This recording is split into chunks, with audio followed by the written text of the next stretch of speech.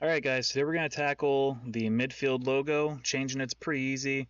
I've already dumped the files into the folder here, and this is our midfield logo.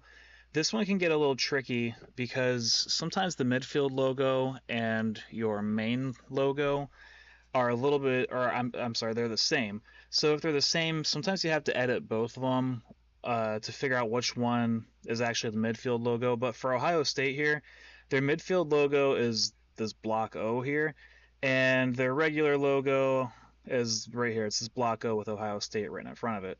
So this one's kind of easy.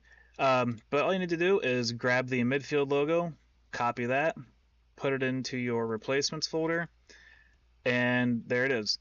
From this point, we can just open it with GIMP. Alright, so we are opened up here in GIMP. The logo, as you can see, is here. It looks exactly as it did before. We'll just make a couple of quick changes to it. Maybe we'll just change the colors.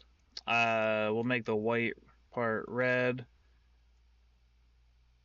And maybe I'll Control I to select the opposite stuff. And now I'll make the original red part white. I'll just use the paint drip bucket there, make it a little bit easier. And there we go. So I'll file, overwrite, and in the game now, if we do our F9 to refresh it, there you go.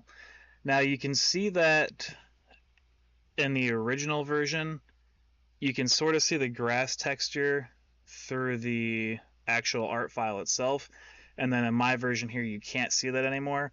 So the reason for that is, again, it just deals with the opacity. So if you want to be able to see the grass texture down underneath there, let's just see what happens if we go to opacity at 60, file, overwrite, refresh, and there we go. It looks pretty good. So again, the midfield logo is pretty easy. This one is going to be a 256 by 256 image.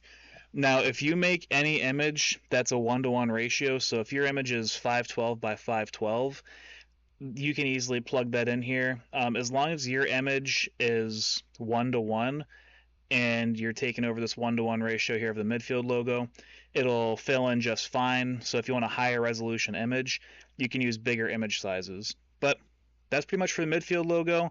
Real easy. It can be whatever you want, 1-to-1 ratio. If you have any other questions, make sure to let me know. I'll be happy to help out. And I've got a couple other videos that I'm working on right now too. I got a little backlog, so if you need any help, let me know. I'll be happy to help you out. Otherwise, we'll see you later.